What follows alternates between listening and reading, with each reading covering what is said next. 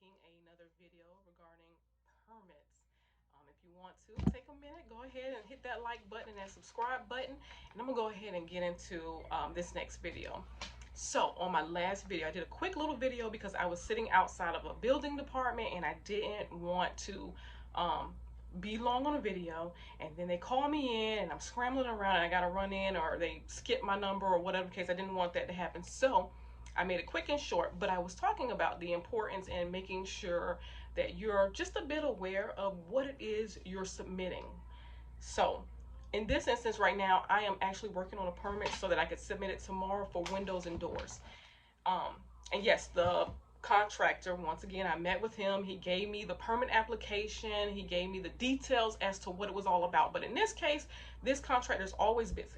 So he gives me over just the basic information and he goes, go ahead, you take care of it from here. He gives me, the signed and notarized permit applications. He's like, you go for it after this. And when I say, like, you go for it, he means prepare this for me. You go ahead now, it's in your hands. You prepare it for submission to the city, and I'm entrusting that you know enough to make sure that it goes through at least fairly smooth. So I also charge an additional fee for that above and beyond what I charge for the permit running service or the courier service. I call this my prep service. So I charge an additional fee for this, and it's just because I'm really used to what is needed for projects like these, and I know that it's very time consuming for some people to sit down at a desk and work on this. So I've added it to what I do, and I'm talking to you about it because it is important to know, at least for the most part. You won't know all the time, you won't know the first time, you're not going to know all the first month. I know everything, but it's important to understand what it is that you're submitting.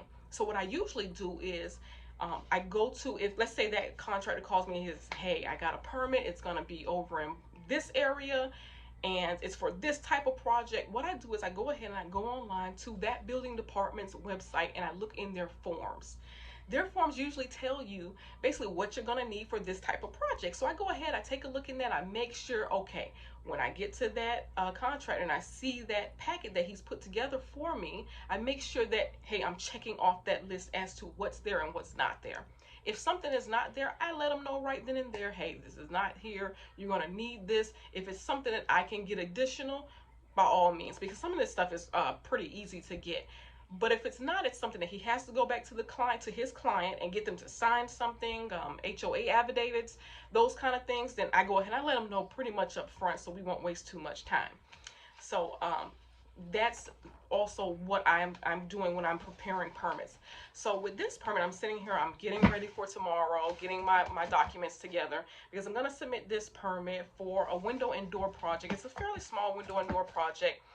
But it's for hurricane impact windows for a resident who lives close to the beach. And like you said, again, we're down here in Florida, in South Florida, and so they're trying to get ready to make sure their home is safe for hurricanes.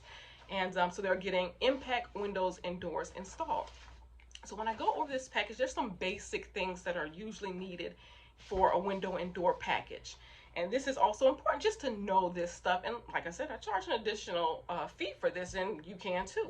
So in this instance, the cities usually are all looking for some type of window and door chart to let them know what you're installing, what are the sizes, what are the product approval numbers, what's going to be needed for this installation. So that's one thing you're going to need. And I'll show you. I'm going to put some post-its here so you won't see the person's name, because I put people's name on everything. But this is kind of what it looks like. It just gives, the first, second, third, fourth. There's going to be 5 products installed here. It gives like their product approvals, gives design pressures, it gives sizes, all of that good stuff here. So that's one thing. And then with that, once again, like I said, this is close to the beach. This is a condo. So when it's a condo, you usually need some type of engineering. It does not have to be the engineering that we think of all the time, where you got this big tube of paper. This one's small. I can show you this one. This is a small little thing. I'm going to make sure I'm covering up stuff so you won't see addresses and all that good stuff. But this is for the most part what it looks like. We got the engineer stamp on the side. But this is for the most part what engineering in this case looks like.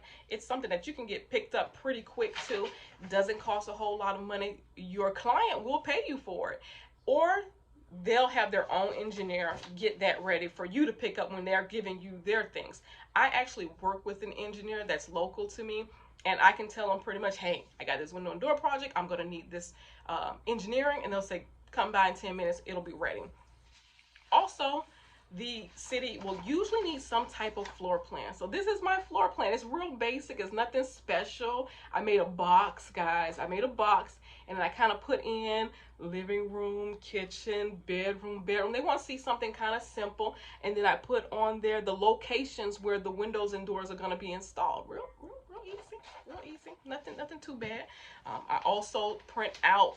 They usually want to see some proof that this person who's applying for this permit owns the property. So we know we've got the contractor who's bringing all the paperwork in, but then the homeowner, they want to make sure that they own the property. So I go onto the county's property appraisal website, and I put in the homeowner's information. It usually pulls up that address. You print that paperwork out, and I'm not going to show you this, but this is just it. So you take that also goes with your permit packet, right? Last but not least, you want to make sure you got all your product approvals. This is a lot. You want to make sure you got all your product approvals. These are the details for the products that you're going to be installing. This is it. This is all the windows and doors. Like it's a nice little stack here, but that's what you're going to need to also make sure. You always want to make sure when it's like a window and door project, roofing, that kind of thing, you need product approvals, and the city is going to reject it if you don't, because they're going to say, well, I don't know what the details are for this product that you're installing. So for the most part, these things can hinder. If you don't have them, they can hinder a smooth transaction at the building department. Now, not always will you be responsible for having that. In this case, I offer this service as an addition. I offer this service also to other permit runners who don't quite understand it. I do their permit prepping as well, and I'll give it to them and they can run it. But like I said, it's also just something that you can do in addition to the courier service. If you choose to. If not, it's okay, but it's still always really good to know what it is that you are submitting. So just in case that contractor, that homeowner asks you, especially when you're dealing with homeowners, because they're looking to you for guidance. So when you're sitting down and you're dealing with that homeowner and you're going over things with them, and you at least look knowledgeable because you took 2 seconds out to look onto the county's or the city's website to make sure that you have all the documents needed to apply for this permit or permission to do this project, they'll really appreciate it, and you look good, and they'll refer you to other people, and that's what you want to do. You want to make sure that you're presenting a good image so that people will use you again and again. But if you have any questions about this video, I don't want to keep you forever. So if you have any questions about this video, go ahead, leave me a comment. I will read your comments. I will reply. I might make a video about it. So let me know. But thank you so much for giving me your time today. And I'll be releasing another video pretty soon. So I look forward to chit-chatting with you guys in the comments.